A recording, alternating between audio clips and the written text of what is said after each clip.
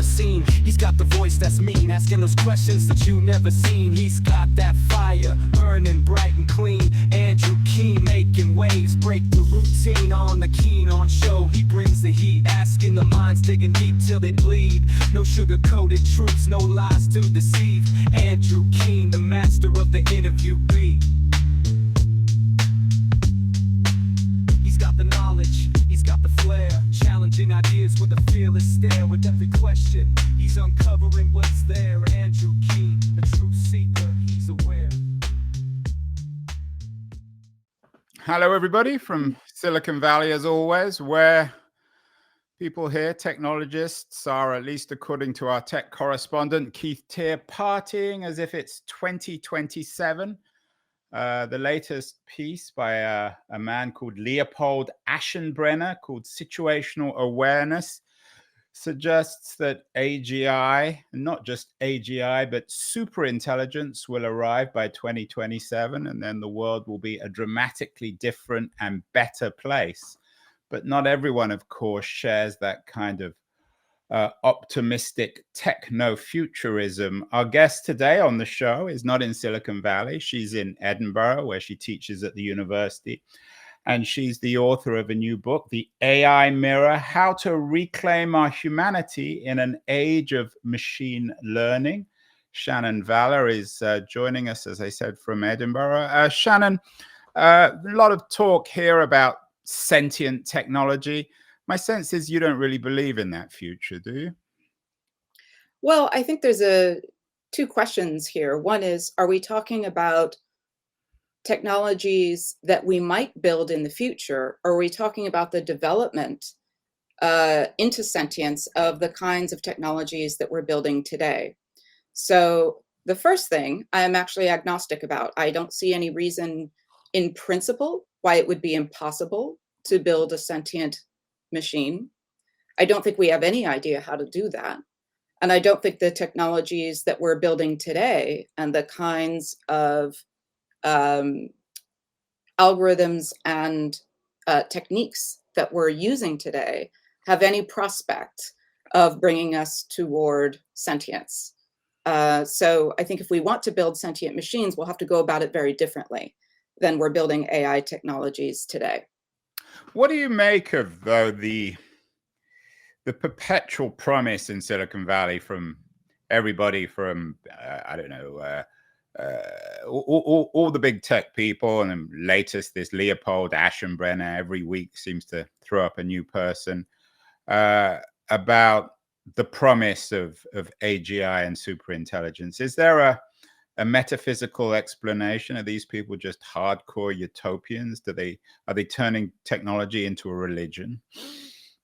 I think some of them fit that description, not all. For others, it's, I think, a marketing proposition. It's much more exciting to imagine that AGI is on the horizon than to imagine that the technologies that we're building today might not get dramatically better than what we're seeing. But I do think some people are true believers, and true believers for reasons that aren't based on scientific evidence, but deeper, more philosophical commitments to the idea that technology inevitably directs itself towards something like AGI. And that is almost a religious commitment, because there's no scientific evidence that that's in fact the case. So I think there's a mix. I think there are also people, I'll put some people in a third category, where the idea just seems so attractive and exciting to them that they embrace the optimism, not because they have any deep belief that it must happen, but that it's just what they'd like to see happen. So I think there's a mix. But it's absolutely not the case that everyone in Silicon Valley believes that AGI is around the corner. It's just that the people who say this tend to be invested very heavily in that prospect. And also the narrative is very attractive in the media. So that's what gets picked up. But there are many sober voices saying, actually, I don't think AGI is around the corner at all. There's no evidence that's the case. And I would need to see something very different to believe that. But and I'm talking about senior researchers working in big tech companies who hold this more sober view. But no one is going to take their more modest prediction or skepticism and highlight it in a flashy news article. It doesn't sell. It doesn't get clicks, right? So when I go around and talk to folks in the AI community, there's a much more diverse spectrum of beliefs around sentience and AGI than what the media perspective on Silicon Valley would suggest. Gary Marcus has been on the show. He's an old friend, so I assume you would. I mean, he's not based in Silicon Valley. He's no, I know Gary. Yeah, he's very influential. The guy who comes to mind most of all in all this is Ray Kurzweil. He was on the show a few years ago. I know you've been also. I was surprised that you were critical of Jeff Hinton. You had an X about him recently, suggesting you're not sharing an interview.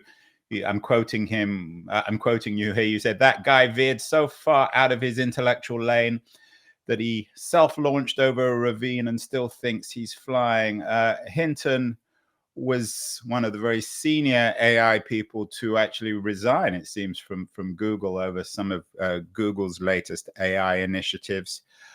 What does your criticism of Hinton tell us about some of the ethics or lack of ethics of senior AI people in Silicon Valley? Or is it just particularly Hinton that you're pissed at? I'm not pissed at him. I don't Well, have disappointed or angry, or you no, just I think willing to it's acknowledge. none of those things. No, it's just an observation that he has made claims that are incredibly misleading. So from a scientific perspective, it's important that people point that out.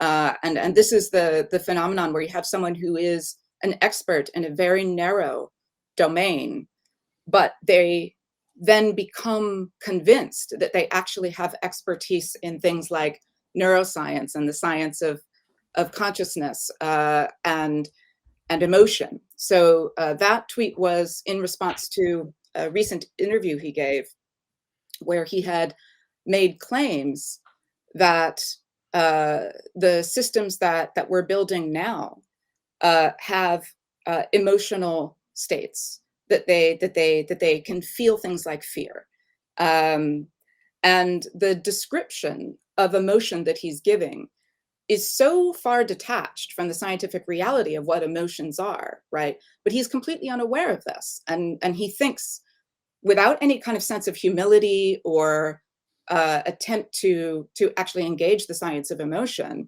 he's making these vast, incredibly baseless claims about AI tools sharing emotions with us when they lack any of the actual capacities that emotion entails. So that was the basis of my tweet, was basically saying, look, this guy doesn't realize how far out of his intellectual lane he is, right? I'm someone who's not going to start opining in an interview about, let's say, quantum mechanics and what it implies for the nature of reality or consciousness, because that's not my field. But Hinton feels very comfortable opining about areas of expertise that he lacks. And I think that's something that's very tempting to do when the technologies that you have built, or that you have at least provided some of the scientific and technical foundations for building, then become very, very powerful very quickly. So I can understand how it happens, but it is important to point out when people are extending their claims beyond the knowledge that they have.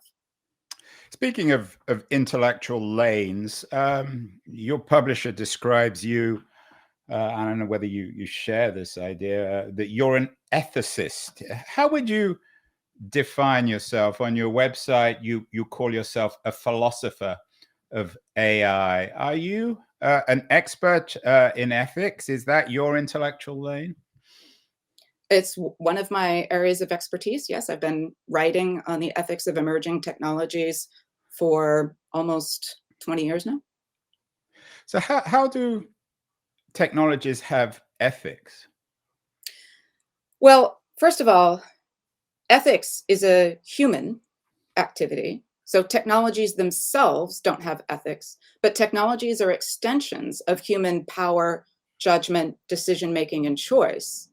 And so technologies are instruments, among many others, that humans use to express their values and enable their values to be pursued in the world. So technologies can't be ethically neutral or value neutral, because every technology is based on certain decisions by humans about what's worth doing, what's worth enabling, what's worth pursuing.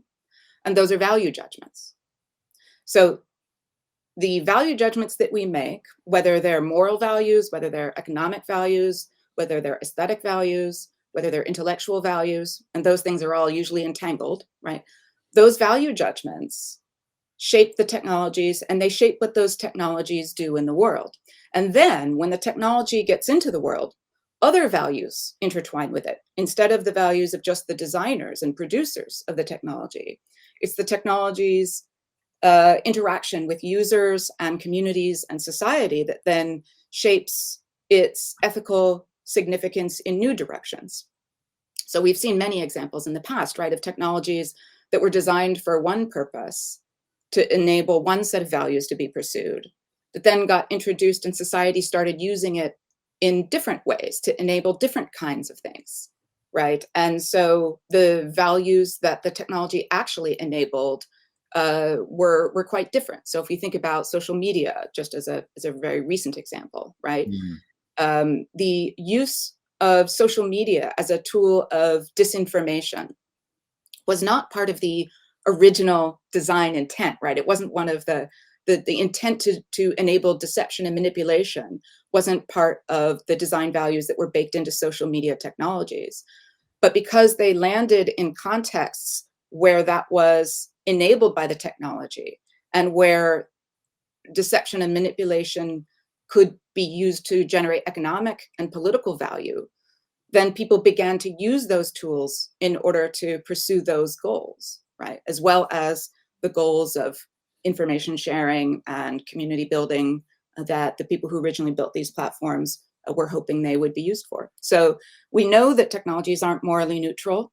We know that they reflect not only the values of their designers, but also the values of their users and the societies around them.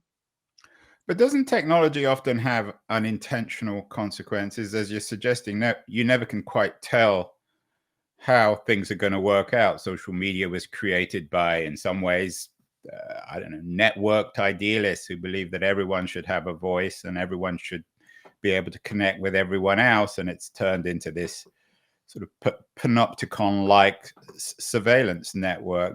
No one knew that. Was that inevitably baked in? No, I'm sorry. Lots of people knew it.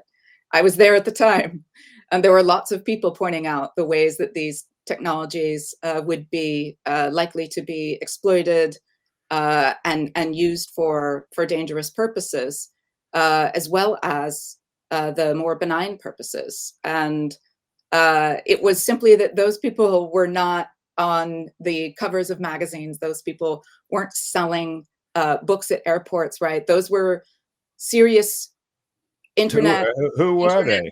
Who comes to mind with social media, for example? Myself as one of them. I was writing about social media technology back in 2010, and there were lots of other people before me. Actually, I mean, I'm happy to send you separately a list of names, but the body of internet researchers who work at the intersection of media studies and ethics of information technology, those folks have been around for decades. People like Dana Boyd, people like Kate Crawford, people that have very carefully understood the affordances and powers of these technologies and asked very early on platforms to take greater care to mitigate the harms that they foresaw, especially surveillance arms. I mean, that was the first thing that people noticed that these technologies would enable. But the optimism that really drives the economics of technology marketing, and that is also something very appealing from a media standpoint, drowned out all those warnings. And in fact, many of the researchers who pointed out the potential dangers of social media technologies were dismissed as Luddites, were dismissed as people who didn't understand technology, when in fact, in hindsight, it's clear that they understood it better than anyone else. Are you a technological determinist then, or is there still room for us with agency in terms of shaping these technologies for our own interest? I know your first book, the one before AI Mirror, and we're going to come to that after the break more specifically, was Technology and the Virtues, a philosophical guide to a future worth wanting, and I guess also worth achieving. So there's nothing in, are you, in your view of technology, is there anything inevitable about the way these things work out? Are you suggesting that had the marketing people not been so powerful, then social media might have had a quite different sort of history? Yeah, absolutely. I'm the antithesis of a technological determinist. Technologies are extensions of human power and choice, and human power and choice is always something that allows for indeterminacy and uncertainty and for change. And we've seen many examples of that throughout human history, where the dominant powers shifted in response to resistance, to critique, to new powers arising. And the horizon of technology has never been fixed. It's always open.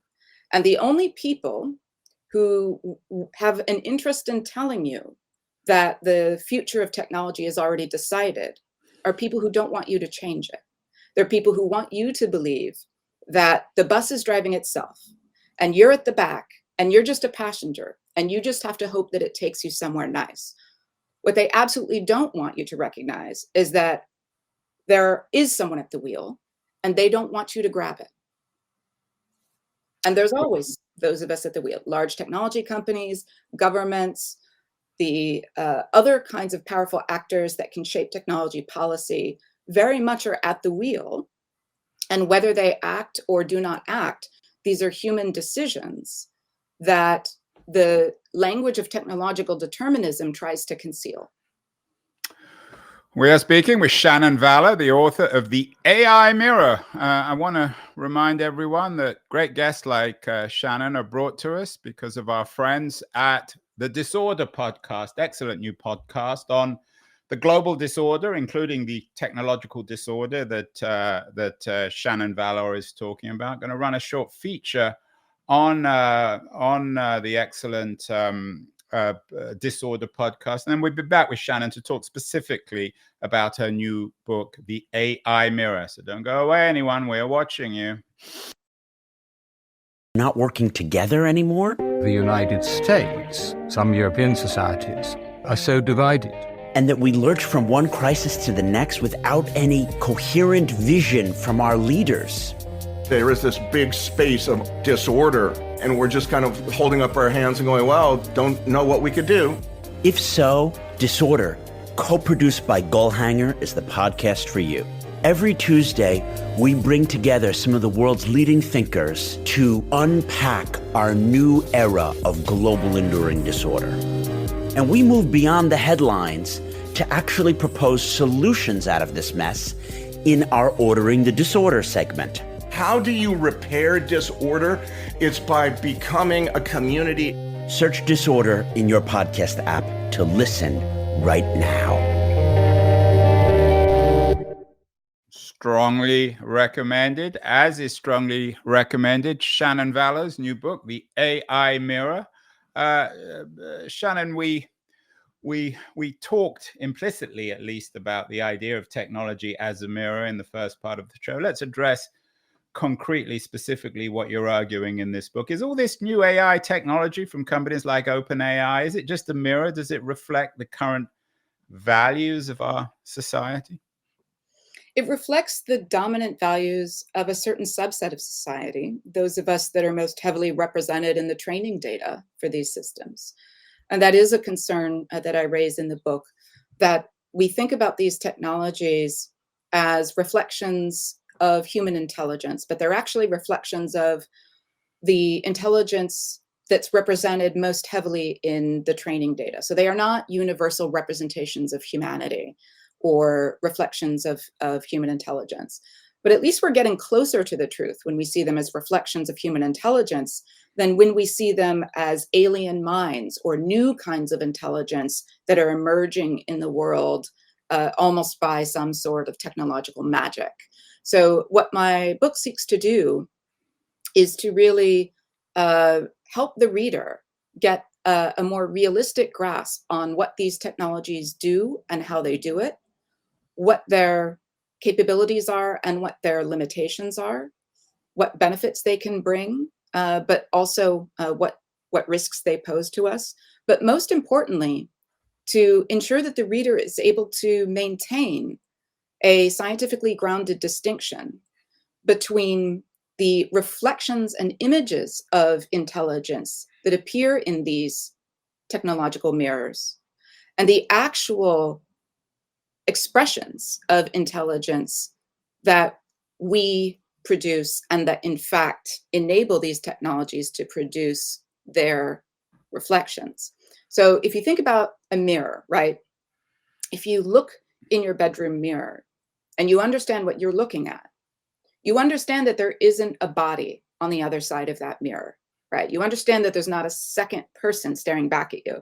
Now, if you have a cat, cats are particularly good at this, sometimes dogs, they will often begin to fight with their own reflection in the mirror because they may not recognize that that reflection is in fact themselves or just a sort of phantom. They actually think there's another animal on the other side of the glass. When we become confused about AI tools, when marketing, for example, begins to convince us that these technologies actually are conscious, feeling, with minds of their own, we're like the cat who's fighting the other cat in the glass. We become confused about the distinction between reflection and material reality. And so the book is really about puncturing that illusion so that we can maintain a proper understanding of what these tools are. Mirrors are very useful. And so the book is not about AI somehow being inherently destructive or inherently threatening to human well-being. Quite the opposite.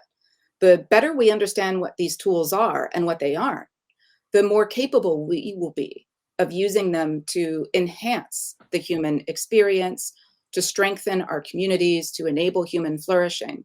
But if we get lost in the mirror illusion, and I use in the book the old myth of Narcissus in Ovid's Metamorphoses. Narcissus becomes confused by his reflection in a mirrored lake, and actually his own life is lost to that illusion because he becomes so obsessed with this beautiful boy he thinks he sees in the water, which is in fact himself, and so in love and entranced with this other boy that he sees reflected, that he won't leave. He won't leave the image behind. He won't attend to his own needs. And we see sometimes examples of humans becoming so in love with the illusion of AI sentience or AI consciousness that they begin to actually make decisions that aren't beneficial for themselves. And so the book is really about trying to bring us back to a grounded reality that will actually enable us to use these tools wisely and well. So what is that reality, Shannon? Your local newspaper suggested that you're calling for a revolution against tech billionaires. But what is the I think if you actually read the piece, you'll see I actually never said that. If you know anything about headlines, you know that they're not. Well, as I said, written by it the was the headline, but certainly you're not a great friend of big tech. I wonder, in your view, the AI landscape is complicated. There are a number of companies, some claiming to be more moral than others. OpenAI, which started as a non-profit, now is very much a for-profit. Google, of course, Anthropic. Some of the founders of OpenAI just split off to form a more, what they claim, ethical AI startup. Should we distinguish between some of these AI companies, or are they basically all in the same camp, in your view? I think what's much more powerful in the corporate ecosystem than individual personalities is the incentives that these organizations are driven by. And all of these AI companies today are driven by the same incentives. They see themselves as locked in a commercial race to consolidate and secure a competitive advantage in a market that no one knows whether it's peaking or whether it's just the beginning of a long commercial growth. And so these companies are locked in an internal battle for commercial dominance that affects their behavior in ways that then have knock-on effects and may cause collateral damage for the rest of society, which is frankly the same phenomenon we see everywhere in market economies, right? It's why climate change, which doesn't really benefit anyone in the long term, is not being addressed. Why? Because the short-term incentives that companies have do not motivate them to support an actual green transition in the short term. It motivates them to get as much profit now as possible before things get really bad. You have a similar sort of dynamic in the AI ecosystem, where there is no incentive for thinking about how to make sure that AI doesn't, for example, undermine our capacity to respond to climate change. There's a lot of indications right now that the demand for data centers is nearly doubling as a result of the kind of AI craze right now, and the reliance on very carbon hungry large language models and foundation models. So the incentives aren't there. It's really not about whether individual people in these companies have good intentions or not. It's the interest of the shareholders that they are incentivized to promote, and in some cases legally bound to promote. And until we change those incentives for them, we shouldn't really expect to get any real alignment of the AI ecosystem with human well-being. That's just not what. That's just not where the money is going right now. Are you, in a sense, then just basically kicking the can down the road? You're suggesting that nothing much is going to change until we alter, perhaps dramatically, the architecture of market capitalism? Well, no, I don't actually think that it has to be an all or nothing approach. And in fact, if you go back just 50 years and look at the tax structure and the regulatory structure that impacted innovation leaders like Boeing, right? You had a very different sort of picture, a very different sort of cultures, was still a market economy, was still essentially a capitalist enterprise, but you had closer alignment with human safety and well-being in many ways than you do now. So think about, the culture and practices of Boeing in the 1990s, let's say, versus, or 80s, versus what you see today and the effects on public trust and on safety that have resulted. So we have a lot of movement within capitalism between regulatory capture and neglect at one extreme and kind of over regulation or counterproductive regulation on the other extreme. And then there's lots of room in the middle, right, for sensible, reasonable regulation and governance and adjustment of market incentives to allow companies that operate responsibly to make more money and to have, for example, their civil liabilities capped in case there is a bad outcome, right? No technology is completely risk-free. No technology can be guaranteed to be 100% safe, but you can reward companies for developing and marketing technologies in responsible ways. We do it in all kinds of safety critical industries, right? We have a reasonably well-governed, depending on what country you're in, market for medical treatments and medical devices, just to give one example. We have lots of regulations around building construction. And why do we have those? We have those because for much of the early 20th century, buildings kept falling over on people because they were shoddily constructed with poor materials by people cutting corners to make money. And eventually, it became part of the regulatory interest to constrain that, right? And this is why, for example, in the United States, you don't have schools falling down on kids' heads every week, the way that can happen very easily in countries without that kind of regulatory infrastructure.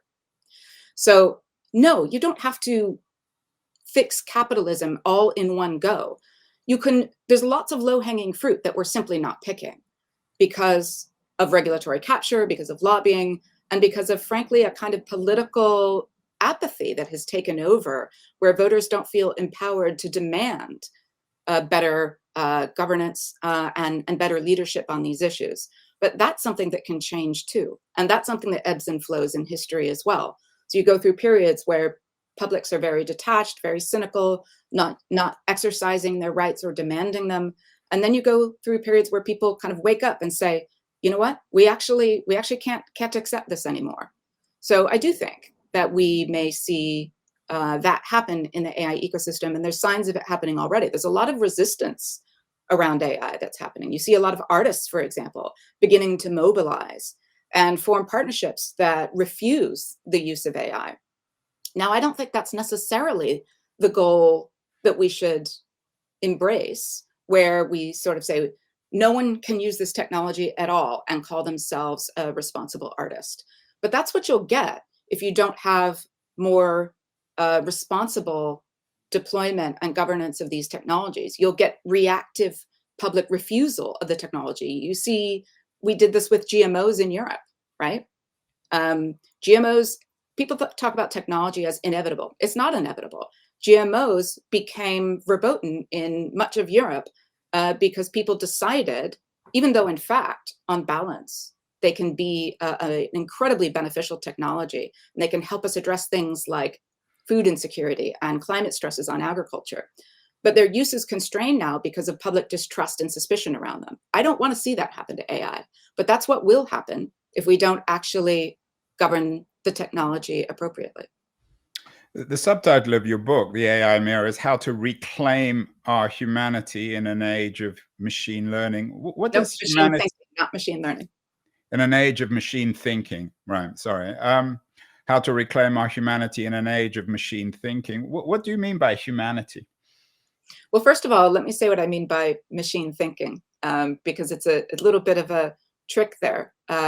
Machines don't actually think, and I'll give you an example if you need something to back that up. But when I speak of an age of machine thinking, I'm speaking about the long-standing mechanization of the human personality and the effort to turn our thinking into something mechanical, something predictable, something controllable, and something optimizable.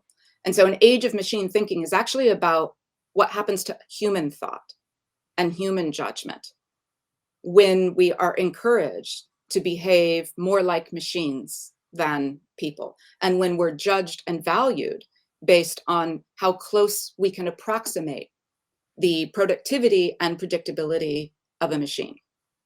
So that's what the book is saying. With respect to our humanity, that includes all the richer dimensions of the human personality beyond our ability to efficiently produce economically valuable outputs, right? So that includes things like human expression, both emotional expression and artistic expression, political expression. It includes things like love and care. It includes the dimensions of human wisdom, judgment, discretion, perspective. It includes things like moral imagination, right? So there's a laundry list of human capabilities that are not, in fact, realized by machines, but that are increasingly devalued, because increasingly the only human activities and capabilities that are seen as valuable are those that can be replicated by machines and that can be converted to economically valuable units. And that's not something that's new to AI, right? This is a battle that's been going on since the era of industrialization. It's just that AI is a new tool that's being used to consolidate the mechanization of human thought and the reduction of the human personality to the profile of a machine. And that's what the book is about: how to resist that, how to refuse that, and how to choose, in fact, a world where the full span of the human personality is enabled and supported and sustained. It reminds me a little bit of Marx's German ideology, the idea that we can reclaim our humanity against the machine. Can machines help us, though? Can some of this technology be used as a platform to enable the flourishing, the reclamation of our humanity? And how does that actually work? I mean, it's all very well talk. I mean, this is all quite inspiring, but it's a rather vague. What would actually need to happen? Well, so I'm not going to detail every example given in the book, but in the book there are lots of examples of how we can use technology to actually enable human flourishing and promote the enrichment of the human personality. I'll give you just a couple of examples right now. So one of the most remarkable aspects of AI technologies that we have today is their greatly enhanced translation capabilities. So for years, we used to dream of the technology of a universal translator. If you're a big nerd like me and you grew up on things like Star Trek, right? The idea of people being able to seamlessly communicate across cultural and linguistic boundaries was seen as the kind of hallmark of perhaps a more just and sustainable future for humanity. Now, it was always an oversimplification because languages cannot ever be translated into one other without remainder or loss, right? But the very fact is that English-speaking human beings have a considerable economic and political advantage today that is often used to the disadvantage of those from non-English speaking and particularly non-European language backgrounds. And these technologies actually allow for a rebalancing of the power of language. We are actually getting much closer to being able to use these technologies to be capable of translating what we call low resource languages, where we don't have as much language data as we do in English. These technologies are getting better at actually being able to produce quality translation across a vast diversity of languages. And that's going to enable, for example, students in a university like the University of Edinburgh, where I teach, where we have a large body of international students coming in. We're getting very close to the point where the students in my course for whom English is not their first language will not be at an immediate disadvantage as a result of that, and will be able, thanks to AI, to have my lectures translated into their own in a way that is relatively seamless and instantaneous. And I think that kind of technology is something that we can embrace in lots of contexts. It also helps a number of people who have language processing disabilities, right? For example, for some people, it takes longer for them to process language. And we can imagine these technologies being used to support a wider range of learning capabilities and styles. But that's not how we're using them, right? That's not how they're being used for education right now. Those aren't the priorities. They're being used to automate education labor, and they're being used to automate the parts of education that are actually most critical for humans to perform, right?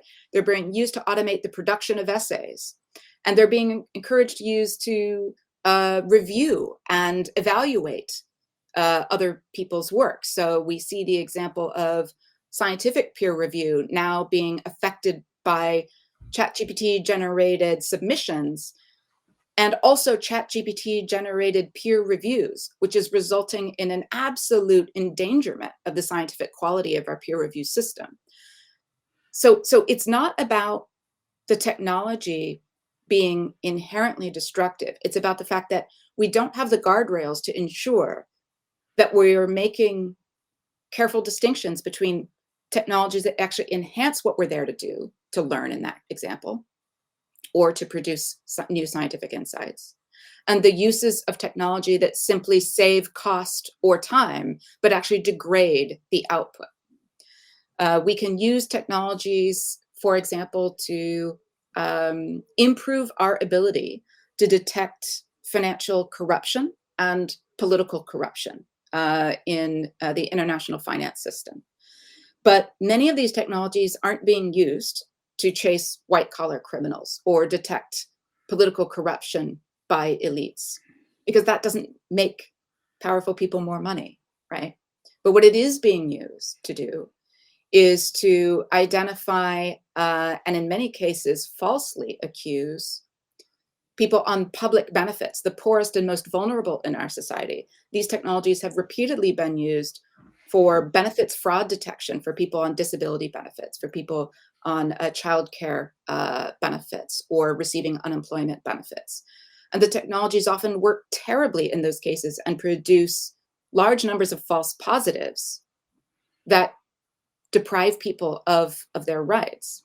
But again, that's because the incentives are not aligned with what we want or should want. So who So determines, there's Shannon, who determines these incentives? You clearly have your own, I wouldn't say political agenda, but strong political views. I'm sure not everybody would share them. doesn't everyone have Who's strong going to determine that, how these things are used? the people who are most affected by them?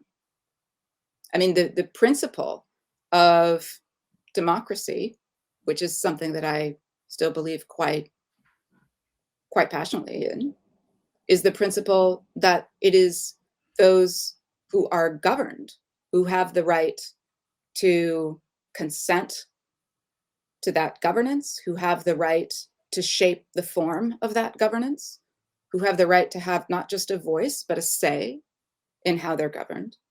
And so the incentives that govern our financial system are within the purview of democratic publics. And any system which denies wider publics the ability to shape the incentives that govern their lives is undemocratic and fundamentally unjust. So finally coming back to AI, the UK is about to have a general election. Should the issue of AI be something that the voters will be deciding, regulating companies like OpenAI or Google? Should that be determined in elections? I think that voters should be demanding that the representatives that they elect have a well-developed platform that dictates how they plan to responsibly govern and regulate technology companies, their power. And also, it's not just about the big technology companies, it's also the sort of small actors and some actors who are kind of outside of the corporate ecosystem who can weaponize these technologies to cause harm. So we shouldn't get over focused on the large technology companies. That is probably the biggest power issue to address. But there are also lots of other dangers in the AI ecosystem that we have to pay attention to. The risks of using AI, for example, to advance bioterrorism or financial fraud, right? So the criminal uses of AI, we also have to pay attention to. And I would absolutely expect any party who wants to be elected in the UK or anywhere else to have a statement on how they will address those concerns. Now, should AI probably be at the top of the priority list in a country where the NHS is on its knees? Perhaps not, right? It is not that AI is the only issue that people should be concerned about. And I think, in fact, the kind of framing of AI as an existential risk that threatens humanity is often used as a distraction from more pressing political concerns around things like with the response to climate change and economic inequality and the unsustainability of critical infrastructure and health systems, right? All of that needs to matter. But yes, I absolutely would expect any political party worth its salt to be able to talk about how they're going to ensure that technology companies are held accountable for the effects of their technologies on society and its institutions and the communities who depend on them. Much to think about. And I want to thank you, Shannon Vallor, the author of The AI Mirror, How to Reclaim Our Humanity in an Age of Machine Thinking. I was going to say machine learning, but it's machine thinking. That's something we talked about. Shannon, good luck with the book. And thank you so much for appearing on Keen On. Much appreciated. Thank you so much for having me. Bye-bye. Can I step on the scene? I'm ready to attack. Andrew Keen. Yeah, he's the one to bash. Asking questions, no filter, just keeps on grinning. He is the man who's got the whole crowd spinning. Money, fame, success, it's all in his sight. He'll dig deep, expose you with all his might. No sugarcoating, he'll cut right through. Andrew King, he's the one to spew. Yeah, he's an expert.